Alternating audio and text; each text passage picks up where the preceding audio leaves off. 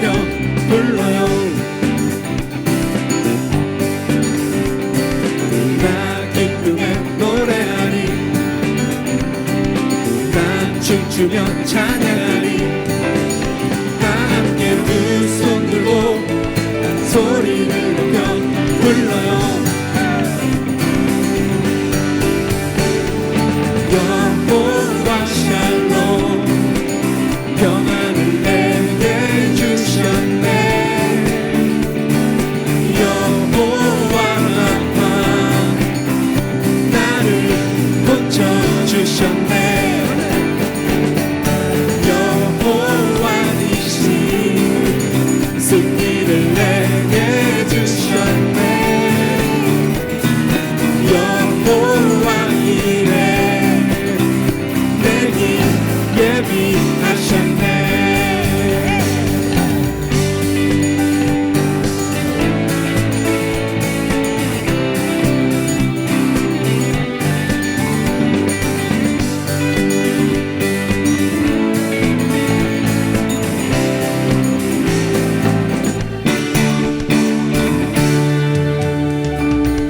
나 기쁨에 노래하리. 나 춤추며 찬양하리. 다 함께 두 손 들고 소리를 높여 불러요. 나 기쁨에 노래하리. 나 춤추며 찬양하리. 다 함께 두 손 들고 소리를 높여 불러요. 여호와 샬롬 평안을 내게 주셨네. 여호와 라파 나를 고쳐주셨네. 여호와 니시 승리를 내게 주셨네. 여호와 이레 내게 예비하셨네. 처음부터 다시 한번 찬양합니다. 나 기쁨에 노래하리. 나 춤추며 찬양하리. 다 함께 두 손 들고 소리를 높여 불러요. 나 기쁨에 노래하리. 나 춤추며 찬양하리. 다 함께 두 손 들고 소리를 높여 불러요. 여호와 샬롬 여호와 샬롬 평안을 내게 주셨네. 여호와 라파 나를 고쳐주셨네. 여호와 니시 승리를 내게 주셨네. 여호와 이레 내게 예비하셨네.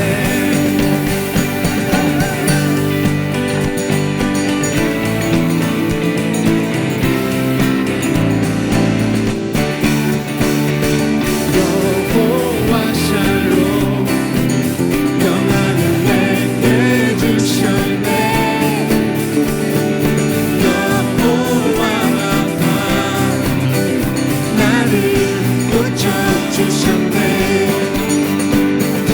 여호와 니시 승리를 내게 주셨네. 여호와 이레 내게 예비하셨네. 믿음으로 고백합니다. 여호와 샬롬 평안을 여러분들에게 주셨습니다. 내게 주셨네. 여호와 라파 나를 고쳐주셨네. 여호와 니시 승리를 내게 주셨네. 여호와 이레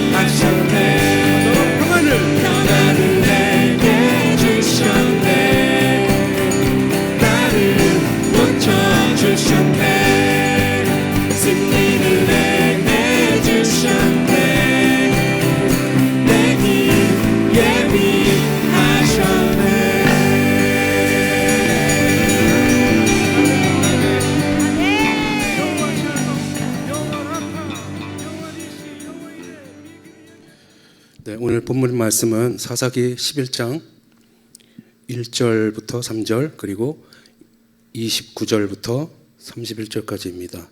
우리 한 목소리로 함께 읽겠습니다. 시작. 길르앗 사람 입다는 큰 용사였으니 기생이 길르앗에게서 낳은 아들이 있고 길르앗의 아내도 그의 아들들을 낳았더라.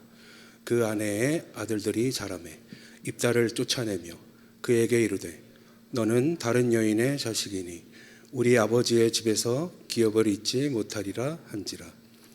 이에 입다가 그의 형제들을 피하여 돕당에 거주하매 잡류가 그에게로 모여와서 그와 함께 출입하였더라.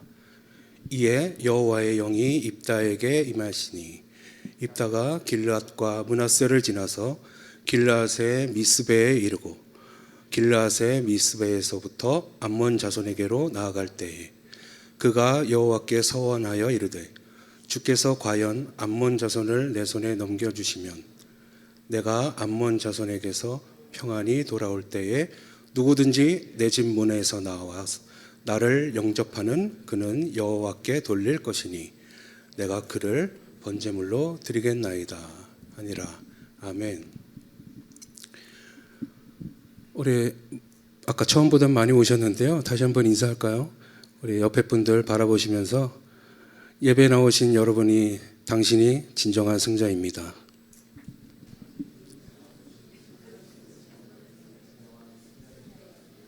승리하셨습니다. 할렐루야. 예. 오늘 우리가 읽은 본문에 나오는 인물은 입다입니다. 입다는 지금 전쟁을 하고 있죠. 암몬이라는 나라와 전쟁을 하는데 암몬은 오늘날 요르단이라는 나라입니다. 예. 공교롭게도 목사님께서 이제 선교 가신 나라인데요. 요르단의 수도가 암만인데요. 암몬에서 나온 거예요. 이 암몬은 작지만 강한 나라였습니다. 이렇게 암몬과 지금 전쟁을 하고 있는데요. 전쟁으로 나가기 전에 입다가 소원 기도를 합니다. 하나님, 나를 이 전쟁에서 승리하게 해주시면 내가 돌아갔을 때 누구든지 내 집 문 앞에 나와 나를 마중하는 그 사람을 번제로 드리겠나이다. 정말 무시무시한 기도죠. 그런데 결국 입다는 전쟁에서 어떻게 돼요? 승리하게 됩니다. 승리했으니까 이제 기쁨으로 집에 돌아왔겠죠. 이제 집에 돌아왔는데 그에게는 무남 동료 외동딸이 하나 있었어요. 그 딸이 이제 아빠가 전쟁에서 승리했으니까 소고를 치면서 춤을 추면서 이렇게 환대를 하고 마중을 나옵니다. 그런데 입다가 기도했잖아요. 어떻게 해요? 전쟁에서 이게 해주시면 돌아갔을 때 제일 처음 마중 나온 그 사람을 어떻게 한다고요? 네, 그래서 그 입다는 그만 자신의 무남 동료 외동딸을 죽여서 하나님께 제물로 바치게 됩니다. 이 엄청난 사건이 사사기 11장에 기록되어 있는데요. 여러분, 이 사건을 어떻게 이해해야 할까요? 입다가 잘못한 걸까요? 입다가 자기 딸을 바쳤어야 할까요? 바치지 않았는 게 좋았을까요? 이 의견이 나눠집니다. 둘로. 잘못한 거다. 아무리 그래도 그렇지 어떻게 사람을 죽여서 제사를 드리냐. 하나님의 법에 어긋나잖아요. 아브라함이 이삭을 바치려고 할 때도 하나님께서 막으셨죠. 미개한 사람의 맹목적 신앙 아니냐. 그 반대로 잘했다라는 사람도 있습니다. 하나님께 서원한 것은 해로울지라도 갚아야죠. 자기의 입에서 나온 말을 지키는 것이 이게 사람의 도리이죠. 입다는 자기가 서원한 것을 그대로 지키려 했다는 점에서 참 잘한 일이다. 여러분 어떻게 생각하십니까? 오늘 제가 말씀드리려 하는 것은 입다가 딸을 제물로 드린 것이 잘했느냐 잘못했느냐 여기에 대해서는 논란이 많겠습니다. 그렇지만 한 가지 분명한 것은 입다가 잘못된 서원을 했다. 이것은 분명합니다. 사람을 제물로 바치겠다는 발상은 성경에 어긋난 거죠. 우리 본성에도, 인간 본성에도 맞지 않아요. 굉장히 엽기적이고 끔찍한 일입니다. 그렇다면 입다는 왜 하필이면 사람을 번제로 드리겠다고 하나님께 기도했을까요? 물론 전쟁에 이기고 싶었겠죠. 전쟁에서 반드시 이겨야 했습니다. 모든 사람이 전쟁에서 이기고 싶어 해요. 아니면 죽는 거니까. 모든 사람이 전쟁에 나갈 때는 비장한 각오를 하고 승리를 원하지만 그렇다고 해서 그들이 자기 딸을 제물로 바치지는 않죠. 이 입다는 너무나도 절박한 또 비장한 마음이었습니다. 이 전쟁에서 꼭 이겨야 되겠다. 그런 마음 때문에 그의 마음이 쫄아들어서 이런 기도를 드리게 된 것 같아요. 왜 그의 마음이 이렇게 절박하고 비장했을까? 왜 이렇게 이 전쟁에서 꼭 이겨야 했을까? 우리가 이것을 알기 위해서는 입다가 어떤 사람인지 좀 알아야 될 필요가 있습니다. 오늘 본문을 다시 한번 보겠습니다. 사사기 11장 1절과 2절. 우리 아까 읽은 말씀인데요. 다 같이 한 번만 더 읽어볼까요? 시작. 길르앗 사람 입다는 큰 용사였으니 기생이 길르앗에게서 낳은 아들이었고 2절이요. 길르앗의 아내도 그의 아들들을 낳았더라. 그 아내의 아들들이 자라매 입다를 쫓아내며 그에게 이르되 너는 다른 여인의 자식이니 우리 아버지의 집에서 기업을 잊지 못하리라 한지라. 예, 길르앗은요 지명이기도 하고요 인명이기도 합니다. 길르앗 사람 입다. 길르앗 사람 입다는 큰 용사였다고도 했지만 태생이 문제였어요.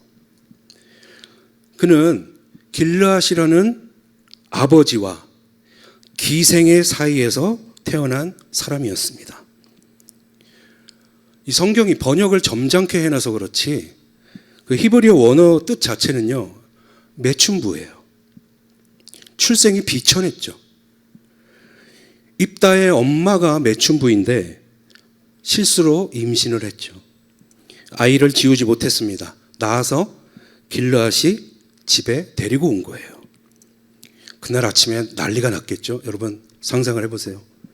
난리가 났습니다. 막장 드라마에서나 볼 법한 그런 일이 일어났어요. 입다는 아무도 원하지 않은 그런 가운데 태어난 불행한 사람이었습니다. 그런데 놀랍게도 그는 태어날 때부터 기골이 장대했어요. 자라가면서 다른 그 이복 형제들보다 키도 월등히 크고 또 힘도 세고 인물도 훤하고 장사였습니다. 야, 이거 큰 인물 되겠다. 이렇게 힘이 셀수록 그 어린 시절에 이복 형제들은 그를 굉장히 싫어하고 자라면 자랄수록 그를 괴롭혔겠죠. 천덕꾸러기 머슴처럼 그는 일을 계속해야만 했습니다. 입다의 나이 한 10대 후반쯤 되었을 때 이복 형제들로부터 청청병력 같은 말을 듣습니다. 너는 다른 여인의 자식이니 우리 아버지 집에서 기업을 잊지 못할 것이다. 기업이라는 것은 아버지가 죽으면 그 땅을 자식들에게 골고루 이렇게 나눠주고 또 그 땅을 기리는 말이에요. 그 땅에서 농사를 짓고 자식을 키우면서 살아야 되고 그 가문을 대대로 이어가게 해주는 그런 땅이란 말이죠. 그것을 기업이라고 합니다. 하나님은 모든 이스라엘 백성들에게 골고루 땅을 나누어 주시고 땅 못 가진 사람이 없도록 하셨어요. 입다의 가족들이 살았던 이 길르앗 땅은 이스라엘에서도 기름지기로 유명한 땅입니다. 남과 북의 야복강과 또 야르뭇강이 흐르고 넓은 목초지가 한없이 펼쳐져 있는 굉장히 좋은 땅입니다. 그 당시 그 농경사회, 목축사회에서 기업이 없다? 이것은요, 아무 재산, 아무 생산수단이 없다는 말이죠. 그러니까 결국은 남의 집에서 종살이 하거나 어떻게 해요? 떠돌아다니거나 이 유랑민이 되어야 되는 것이에요. 형제들은 입다를 쫓아냈습니다. 그의 가족 중에 어느 누구도 그에게 살가운 말을 해주는 사람이 없었고요. 동네 사람들 중에서 누구도 그를 돕지 않았습니다. 그저 혀만 끌끌끌 이렇게 찰쓸 뿐이죠. 입다가 어찌 했나요? 우리 11장 3절을 다시 한번 읽겠습니다. 같이 한번 읽을까요? 시작. 이에 입다가 그의 형제들을 피하여 돕당에 거주하매 잡류가 그에게로 모여와서 그와 함께 출입하였더라. 예, 돕당으로 갔습니다. 돕, 이것은 이스라엘 영내가 아니고요, 아람에 속한 땅입니다. 그 입다의 고향 길르앗에서 동쪽으로 한 20km쯤 떨어진 곳에 이 돕당이 있어요. 형제들을 피해서 이제 그곳에 도망갔죠. 그런데 누가 몰려들었다고요? 여기 잡류가 왔다. 잡류. 이게 히브리어로 레킴이라고 하는데요. 이게 쓸데없는 사람들, 그런 뜻입니다. 무가치한 떠돌이들, 근본이 없는 인간들, 빚진 자들, 가진 거라고는 건강한 육체밖에 없는 입다와 굉장히 비슷한 사람들 끼리끼리 이제 모인 거예요. 잡류. 이들은 키 크고 싸움 잘하고 용맹한 그런 입다를 따랐고요. 입다는 그들의 우두머리가 되었습니다. 우두머리가 되는 그 과정도 쉽지는 않았을 거예요. 또 여기 3절에 이들이 입다와 함께 출입했다. 인앤아웃을 말하는 거죠. 출입했다. 이것은 노략질하러 들락날락했다. 그런 뜻입니다. 이들은 노략질해서 먹고 사는 그런 사람이 된 거예요. 기업이 없으니까. 좋게 말하면 민병대 혹은 용병이라고 부를 수 있겠죠. 나쁘게 말하면 건달 같은 사람이에요. 건달. 일해서 먹고 사는 게 아니라 남의 것을 뺏어서 먹고 사는 그런 사람이 되었어요. 우리나라 조선 중기에 허균의 홍길동전 아시죠? 예, 굉장히 비슷해요. 서자로 태어났어요. 그래서 아버지를 아버지라 부르지 못하고 형을 형이라 부르지 못한다. 이 한마디를 남기고 집을 떠납니다. 자기와 비슷한 무리들을 모아서 활빈당이라는 세력을 만들죠. 예. 가난한 자들이라는 뜻이에요. 입다와 상당히 비슷한 처지입니다. 자, 이제 입다의 시간이 점점점 흐릅니다. 한 20년은 지나간 것 같아요. 입다는 밑바닥에서부터 온갖 고생을 다 하고 이제는 세력을 꽤 키웠습니다. 안정적인 삶을 살고 있어요. 결혼도 하고 딸 아이 하나 두고 있습니다. 바로 그때 이제 이 사건이 일어난 거죠. 암몬 자손이 입다의 고향인 길르앗을 침략했습니다. 그의 고향 길르앗의 장로들이 서로 의논을 하다가 입다를 찾아갑니다. 암몬 자손과 우리가 싸워야 되는데 당신이 부하들을 이끌고 와서 이 전쟁을 지휘해달라. 이렇게 부탁한 거예요. 입다가 말했겠죠. 아니, 전에 나를 그렇게 미워하고 아버지 집에서 기업을 얻지 못하게 하더니 그리고 날 쫓아내지 않았습니까? 그때 당신들이 나를 보호해 준 사람 한 명도 없었어요. 다 우리 형제들에게 동조하지 않았습니까? 그런데 이제 와서 어려움 당한다고 나에게 와서 도와달라고요? 말도 안 되는 소리 하지 마십시오. 길르앗의 장로들이 말합니다. 머리를 조아리면서 말했어요. 그때는 우리가 정말 잘못했어. 이번에 한 번만 도와주면 당신이 우리 길르앗의 머리가 될 것이요. 하나님께 맹세할 수 있습니다. 이렇게 간곡히 부탁을 합니다. 자, 이 말을 들은 입다는 생각을 합니다. 무슨 생각을 했겠습니까? 지난 20년간의 삶이 주마등처럼 지나갑니다. 꿈에도 그리던 그 나의 고향, 자기 고향이 어릴 적 그 뛰놀던 그 언덕이 있고 양을 먹이고 또 시냇물이 있고 그곳에서 쫓겨나서 타향살이 20년 안 해본 것 없이 모든 고생을 다 했어요. 얼만큼 떨어져 있었다고요? 동쪽으로? 20km. 20km면요. 눈 좋으면 맑은 날이면 다 보여요. 부산에서 잠실타워 보이는 거 아시죠? 네. 그렇다는 얘기입니다. 네. 부산에서는 안 보이죠. 그러나 경기도 성남에서는 보여요. 이건 확실합니다. 맑은 날이면 자기 고향이 다 보입니다. 근데 그곳에 갈 수가 없어요. 다른 곳은 다 자기가 출입하고 다닐 수 있지만 고향에는 돌아갈 수가 없습니다. 형제들에게 한이 서려 있어요. 동네 사람들의 구박을 대갚아주고 싶은 거예요. 그들에게 자신의 성공한 모습을 보여주고 싶어요. 그렇게 하려면 먼저 전쟁에서 승리해야 되죠. 자신의 지난날의 그 한을 풀려면 암몬 자손과 싸워서 이겨야 됩니다. 그의 마음은 절박해지고 승리를 향한 갈망 때문에 그 마음이 쫄아들어요. 너무 비장하다 못해 내 목숨이라도 내놓을 것 같습니다. 전쟁의 그 패배를 생각하면 아찔하죠. 자기가 대장이 돼서 전쟁이 나가는데 지게 되면 어떻게 될까요? 자기 명성에 금이 가는 것은 말할 필요도 없고 또 형제들에게 어떤 소리를 다시 듣겠습니까? 뒷간 녀석이 그렇지, 그럼 그렇지. 힘만 세다고 다 되는 거냐? 근본이 없잖아. 근본 없는 잡류가 무슨 남의 위에 서겠다고.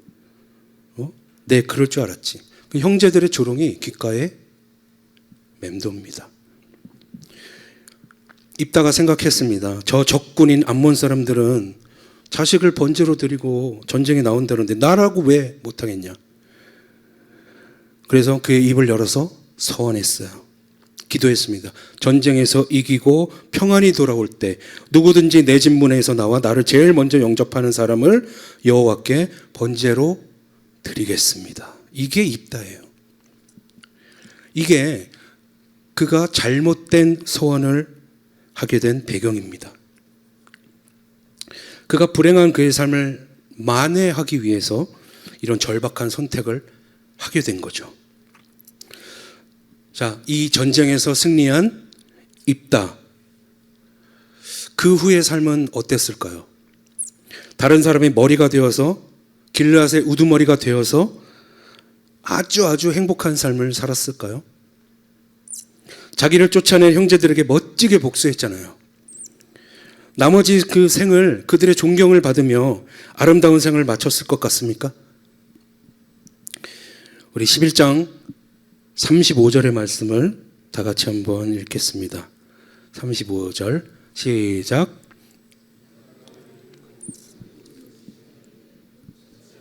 내 딸이여 너는 나를 참담하게 하는 자요 너는 나를 괴롭게 하는 자 중에 하나로다. 내가 여호와를 향하여 입을 열었으니 능히 돌이키지 못하리로다 하니. 자신을 맞으러 나온 딸을 보면서 옷을 찢으면서 탄식했어요. 이것은 우리가 방금 읽은 것은 개역 개정판이고요. 공동번역 성경에 보면 내 가슴에 칼을 꽂는구나. 표준 세번역에서는 아버지의 가슴을 후벼 파는구나. 현대인의 성경에서는 내 마음을 갈기갈기 찢어 놓는구나. 이게 입다의 심정입니다. 그 후에는 어떻게 됐을까요? 12장으로 가보겠습니다. 12장 7절 말씀입니다. 시작. 입다가 이스라엘의 사사가 된 지 6년이라 길르앗 사람 입다가 죽음에 길르앗에 있는 그의 성읍에 장사되었더라. 몇 년 후에요? 6년 후에 6년 동안 그의 삶이 어땠을까요? 그렇게 예쁘고 아빠를 따르고 순종하던 그 10대 후반의 그 딸아이의 목에 칼을 대던 그때를 생각하면서 이걸 되돌릴 수 있을까? 내가 왜 그런 기도를 드렸을까? 그 죄책감으로 매일매일 악몽을 꾸고 수천 번, 수만 번 6년 만에 그 중년에 입다, 그 나이 40대 한 후반쯤 됐을까요? 결국 죽음에 이르게 됩니다. 길르앗 사람 입다의 죽음, 잡류, 이방 땅에서 살 수밖에 없었던 사람인데 그를 길르앗 사람이다 이렇게 불러줍니다. 길르앗에 있는 그의 성읍에 도대체 그의 성읍이 어디에 있었어요? 기생이 낳은 아들. 기생이 낳은 아들, 너는 우리 어머니의 자식이 아니니 나가 죽어라. 이렇게 하면서 개나리 보침 하나 지워서 내쫓았는데 그가 이제 죽을 때가 되어서 그의 성읍 길르앗에 도착했다. 그게 평생 소원이었는데 그가 그 소원을 이루었는데 비참한 삶과 비참한 죽음을 맞이하게 되었습니다. 그 입다의 삶을 뭐라고 표현하면 좋을까요? 저는 한마디로 말하면 한 맺힌 사람이다 이렇게 부르면 좋을 것 같습니다. 한 맺힌 사람. 한이라는 게 뭐예요? 이 한국인들에게 있는 정서인데 이스라엘과 우리나라가 다 외적의 침략을 많이 받고 힘든 일을 많이 겪었어요. 그렇기 때문에 그 정서가 너무나도 비슷합니다. 억울함, 분노, 슬픔, 원망, 죄책감, 이런 것들, 후회, 그런 것들, 이런 것들이 막 뒤섞여 있는 이 내가 잘못한 일이 아닌데 억울한 일을 당하고 불공정한 사회 구조나 아니면 태어날 때부터 어쩔 수 없는 그런 상황 때문에 그 의지가 좌절되고 또 불공정한 상황에 처했을 때 느끼는 아주 복합적인 감정, 한 맺힌 삶, 이런 표현을 우리가 쓰잖아요. 맺혔다. 우리의 삶이 이런 긴 밧줄과도 같은데 이게 중간에 맺혀 있는 거예요. 꽁꽁 묶여져 있는 거예요. 밧줄이 꽁꽁 묶여져 있는 것처럼 해결되지 못한 응어리가 내 마음속 깊이 맺혀 있어요. 그 억울함과 고통이, 그 슬픔이 해소될 길이 없습니다. 그것이 쌓여있는, 묵혀있는 그런 상태를 한이다, 한 맺혔다 라고 합니다. 아마 우리의 근대사가 우리에게 한 맺힌 삶을 살도록 한 것 같습니다. 우리나라의 어린아이들이 부르는 동요를 살펴보면 이거 느낄 수가 있습니다. 동요는 원래 아이들이 부르는 거기 때문에 밝은 분위기. 그래서 대부분의 동요를 보면 4분의 2박자로 되어 있어요. 다른 나라 동요들이 대부분 거의 다 4분의 2박자로 되어 있습니다. 그런데 우리나라 동요는 8분의 6박자가 많아요. 듬북 듬북 듬북새 논에서 울고 서울 간 오빠를 내가 곧 돌아와서 비단구두 사줄게 약속하고 떠나간 오빠를 기다리는데 안 오는 거예요. 그래서 노래를 불러요.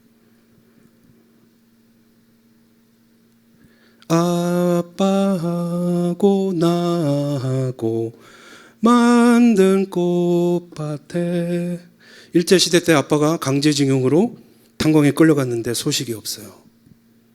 작년에 아빠랑 같이 꽃밭을 만들었는데 꽃은 다시 피었는데 아빠가 없어요. 이게 동요예요. 제일 슬픈 동요는요, 엄마가 섬 그늘에 굴 따러, 애기 혼자 냅두고 굴 따러 갔는데 애기가 깨보니 엄마가 없어서 막 울어요. 그런데 누가 재워줘요? 바다가 재워준대요. 이게 동요예요.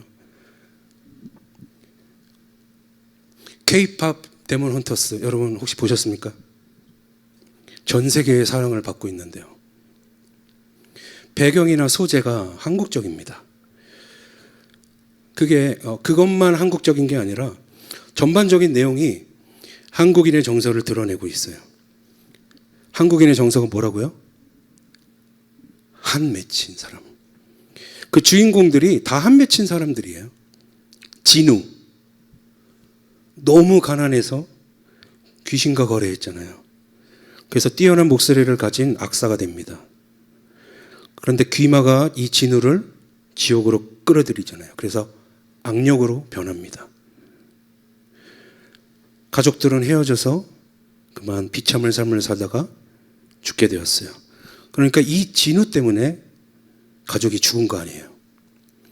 그러니까 그 마음이 얼마나 슬프고 고통스럽고 얼마나 괴로워요. 죄책감들이.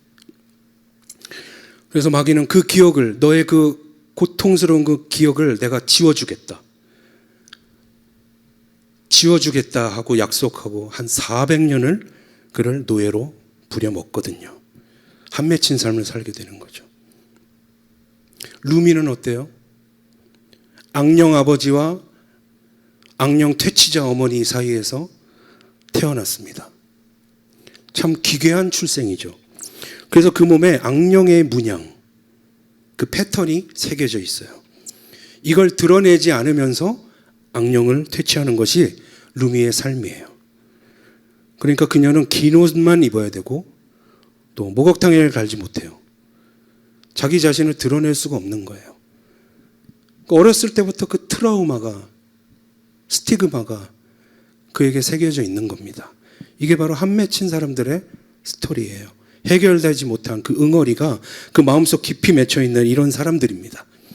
그 억울함과 고통이, 죄책감이 해소되지 않고 마음속에 묵혀 쌓여 있는 거예요. 그래서 이렇게 말하잖아요. 존재 자체가 실수처럼 느껴진다. 존재 자체가 실수처럼 느껴져요. 나는 왜 이렇게 태어났고 왜 이렇게 자라야 되는가. 이 미국 영화들의 빌런을 보면 거기 악당들은 태어날 때부터 악당이나 사이코패스 아니면 아버지에게 인정받지 못한 캐릭터 뭐 이런 가벼운 것들입니다. 그런데 이 한국인의 정서, 이거는 진짜 대단한 거죠. 이게 전 세계의 마음을 사로잡는 거고, 이게 사실은 성경에 나오는 그런 이스라엘의 민족의 정서인 것입니다. 여러분, 우리 시대에 잘 살게 되었잖아요. 그런데 이 한이 다 극복되었나요? 좋은 세상에 살고 있지 않습니까? 여러분, 지금도 이 한이 맨 처음에 시작되는 곳은 우리 입다의 가정처럼 가정에서 시작합니다. 불공정하게 태어나고 너무 가난한 집에서 장애를 가지고 또 천한 가문에서 근본 없이 아무도 반기지 않는 출생, 파괴된 가정에서 성장하고 좋은 교육을 받지 못하고 좋은 사람과 결혼하지 못하고 꿈을 일찍 접어야 하고 또 가족들을 힘들게 부양해야 하고 이런 거 아닙니까? 대한민국 사회가 잘 살게 되었다고 하지만 경제 발전을 이루고 군사 강국을 이루고 아무도 흔들 수 없는 나라, 이런 나라가 되면 그러면 그 한이 다 극복될까요?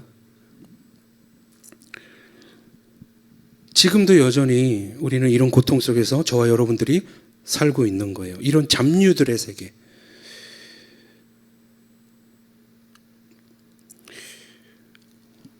네, 슬슬 이제 졸릴 텐데요. 빨리 넘어가겠습니다. 자, 입다가 이런 사람이다 하는 거 이해하셨나요? 예, 한 맺힌 삶을 산 불행한 운명을 지닌 사람. 자, 그러면 어떻게 해야 될까요? 꼭 그렇게 처절하고 비참한 삶을 살고 또 그렇게 비참하게 죽어야만 하는 걸까요? 어떻게 하면 이것을 풀 수 있을까요? 캐대언처럼 사랑의 힘으로 극복하면 됩니까? 슬픈 동요를 들려주면 되는 걸까요? 억울하면 출세해라. 이거 되나요? 여러분, 출세했잖아요, 입다가. 출세했다고 해소가 되는 게 아니죠.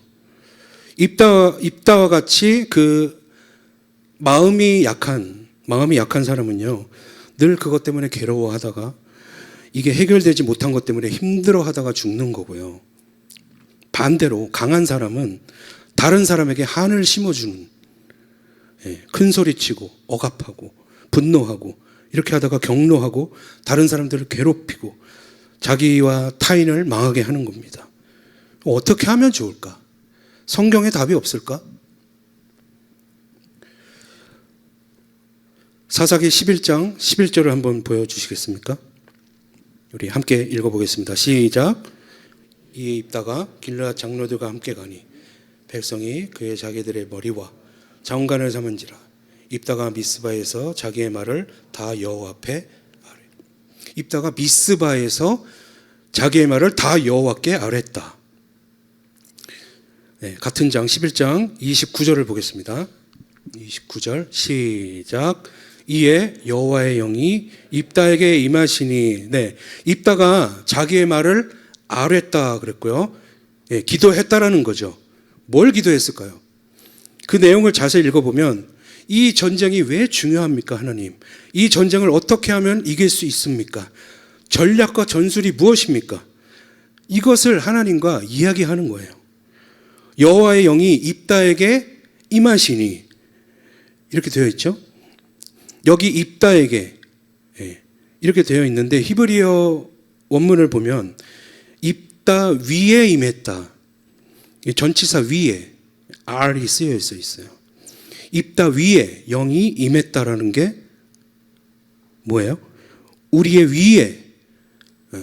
위에 영이 임하면 어떤 일이 벌어져요? 능력이 생겨요. 권능이 있어요. 잘 싸울 수 있습니다. 지도력이 생기고요. 지력이 있어서 전투를 잘 수행할 수 있습니다. 여러분, 저는 이 29절을 보면서 이거 너무 안타깝다.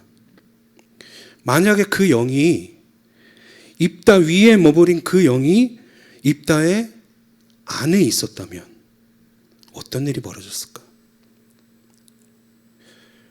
한번 세게 글을 들어서 전쟁에서 승리하는 게 아니라 입다의 마음에 있어서 그 하나님의 영이 주는 충만함, 이것을 알 수 있었으면, 하나님이 만져주시는 그 치유를 느낄 수 있었으면, 그 형제들을 향한 복수심으로부터 자유로울 수 있었겠죠. 또 이기고자 하는 그 강박을 초월할 수 있었겠죠. 질 것을 두려워하는 마음에서 강하고 담대함을 얻을 수 있었겠죠. 오히려 과거의 형제들을 이해하고 불쌍히 여기지 않았을까요? 꼭 그들의 우두머리가 되지 않아도 이미 주님의 영이 함께하고 있기 때문에 우위에 서 있는, 그들의 우위에 서 있는 그 자신의 모습을 발견할 수 있지 않았을까요? 입다의 경우는 그러지 못했습니다. 하나님께 기도할 때 그는 그 기도의 내용이, 하나님, 이 전투는 이렇게 중요한 것이고요, 또 꼭 그래서 내가 꼭 이겨야 되고, 그렇다면 내가 어떠한 전력을 세우면 좋겠습니까? 내가 어디에 매복하면 좋겠습니까? 이걸 하나님과 의논한 거예요. 잘했습니다. 안 한 것보다 좋아요. 하지만 그 기도가 자기 자신의 내면을 살피는 그런 기도였다면 얼마나 좋았을까? 구약 시대의 성령은 위로 임하고 신약 시대에 와서 내적으로 임재하는 거 아닙니까? 정말 그럴까요? 여러분, 이게 누구 이야기인지 한번 맞춰보십시오. 사무엘상 22장 22절인데요. 22장 2절. 환난당한 모든 자와 빚진 모든 자와 마음이 원통한 자가 다 그에게로 모였고 그는 그들의 우두머리가 되었다. 그는 누구일까요? 어렵습니까? 환난당한 모든 자와 빚진 모든 자와 마음이 원통한 자가 다 그에게로 모였고, 네? 다윗이죠. 예. 다윗이 이들의 우두머리였습니다. 똑같아요. 100년 전에 그 입다의 시대에 그에게로 몰려든 사람이나 다윗에게 몰려든 그 600명의 빚진 사람들, 환난당한 사람들, 이런 인간들, 쓸모없는 사람들, 그들의 대장이었어요, 다윗이. 입다도. 네, 아직 아닙니다. 네. 이럴 땐 또 급해요. 네. 나중에 사무엘하 6장 20절 말씀을 보면 이런 구절이 있어요. 이스라엘 왕이 오늘 어떻게 영화로우신지 방탕한 자가 염치 없이 자기의 몸을 드러내는 것처럼 오늘 그의 신복의 계집종의 눈앞에서 몸을 드러내셨도다 하니, 예, 이 누가 누구에게 얘기한 거죠? 사울의 딸 미갈이 다윗에게 한 이야기예요. 여기 보면 이스라엘 왕이 다윗이 막 그 춤추면서 옷 벗겨지고, 예, 그런 거잖아요. 예. 그러니까 그 다윗이 오늘 어떻게 영화로우신지 비꼬는 거죠. 이 방탕한 자가 히브리어 레킵, 잡류, 무가치한 자, 그런 뜻입니다. 이 말을 들으니까 다윗이 확 돌은 거예요. 확 돌아가지고 머리가 확 돌아버렸어요. 여러분 아시잖아요. 와이프랑 싸우고 남편이랑 싸울 때, 여친 남친이랑 막 싸울 때 성질 확 날 때 있잖아요. 여러분 빡 도는 거 있잖아요. 깊은 빡침이 오는 거죠. 뒷박이 오는 거예요. 야, 이거 네가 나를 잡류로 불렀어? 다윗의 출신이 잡류 출신이거든요. 목동 출신. 그를 따라서 600명의 그 근본 없는 사람들이 모여가지고 이들이 나라를 이룬 거거든요.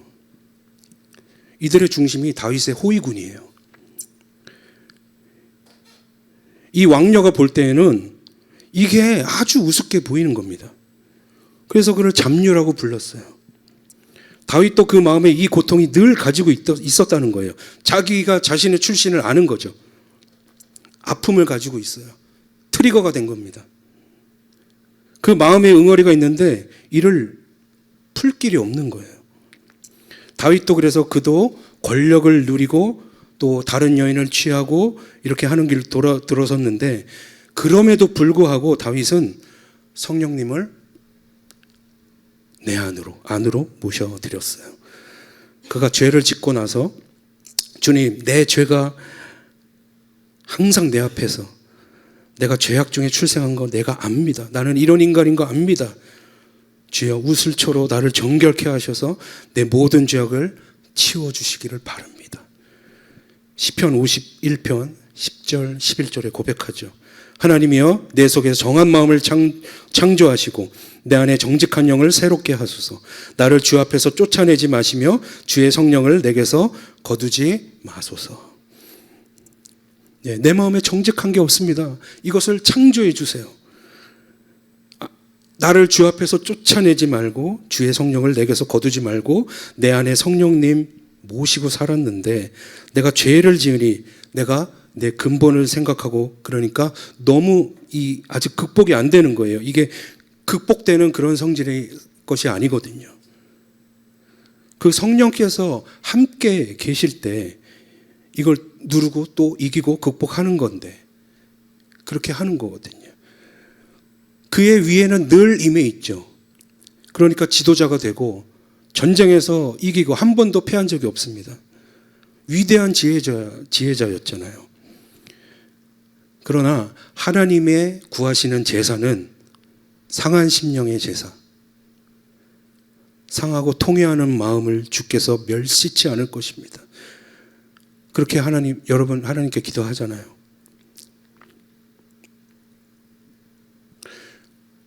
우리가 무엇을 기도하십니까? 하나님, 저에게 지혜를 주세요. 하나님, 내가 건강하기를 원합니다. 하나님, 저에게 부의 축복을 주세요. 여러분, 기도하는 거 맞습니다. 계속 기도하십시오. 하지만 그보다 더 먼저 구해야 할 것, 더 중요한 기도가 있습니다. 성령이 내 깊은 곳에 임하셔서 여기서 탄식하시고 씨름하시고 나도 알지 못하는 나의 문제들, 깊이 숨겨 놓았던 것들, 꺼내기도 두려운 것들, 이것들을 주님께서 하나씩 해결해 주시기를 바랍니다. 내 상처의 깊은 것을 어루만져 주시옵소서. 내 한을 풀어주시기 바랍니다. 여러분, 수많은 사람들이 성공하고 싶은 동기가 결국은 비슷비슷합니다. 입다 같은 거예요. 한풀이 하고 싶다, 복수하고 싶다, 잘 보이고 싶다. 이러니까 성공한 뒤에 문제가 생기는 겁니다. 성공이 곧 그 사람의 패망의 길인 거예요. 이 문제를 해결하지 못하니까, 오만하고 질투하고 탐심 부리고 또 정욕에 휩싸여 있는 우리의 모습을 보게 되는 것입니다. 주위를 둘러보면 너무너무 불안정한 사람들이 많이 있습니다. 여러분, 제가 신학교에 다니는데요, 신학교라고 해서 특별히 신앙 좋고 또 멀쩡하고 좋은 사람들만 있을 것 같죠? 그렇지 않습니다. 똑같습니다. 지들끼리 아무것도 아닌 거 가지고 싸우고요, 의심하고 이용하고 시기하고.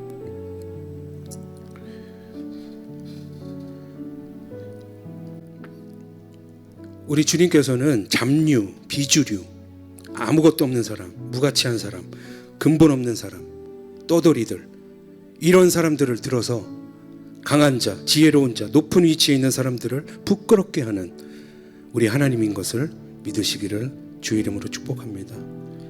이 문제를 해결해야 성령님, 나에게 외적인 은혜 주시는 것도 중요하지만 그러나 내 내면의 문제를 해결할 수 있도록 도와주십시오. 그래서 하나님의 진실한 백성으로, 진실한 일꾼으로 사용되도록 나의 일상을 붙들어 주시기를 소망합니다. 하나님께 간구하시는 저와 여러분 되시기를 주님의 이름으로 축복합니다. 이 시간 우리 함께 자리에 일어나셔서 자신을 바라보며 우리 함께 기도하면 좋겠습니다. 내 안에, 여러분 안에 무엇이 있습니까? 때때로 내가 내 존재가 부끄러울 때가 얼마나 많은지, 내가 가지고 있는 상처와 또 흔적들, 스티그마, 그리고 그것들로부터 나오는 끊을 수 없는 중독과 죄악들, 이것으로는 도저히 깨끗한 그릇으로 하나님 앞에 쓰임받을 수가 없는데, 나도 망하고 다른 사람도 무너지게 하는데 어떻게 하면 좋을까? 우리 자신을 한번 깊이 돌아보며 하나님, 나를 불쌍히 여겨주십시오. 우리 주님은 약한 자를 들어 강하게 하십니다. 믿으십니까? 없는 자를 부하게 하십니다. 그리고 낮은 자를 좋아하십니다. 다윗을 들어서 쓰시는 거 보면 아시잖아요. 주님 앞에 쓰임받기를 원합니다. 그러나 먼저 내가 하나님 앞에 어떻게 내 자신과 투쟁해야 될지 알 수 있도록 하나님 주여 도와주시옵소서. 성령님, 내 안에 찾아오신 내 깊은 영혼의 문제를 만져주시고 내 문제를 알려주시고 탄식하시고, 내 무엇을 구해야 할지도 알지 못하지만 깊은 나의 속을 아시는 주님께서 나를 대신하여 강구하여 주시고 나와 함께 강구하여 주시옵소서. 우리 함께 기도하시겠습니다. 주여, 주여, 주여.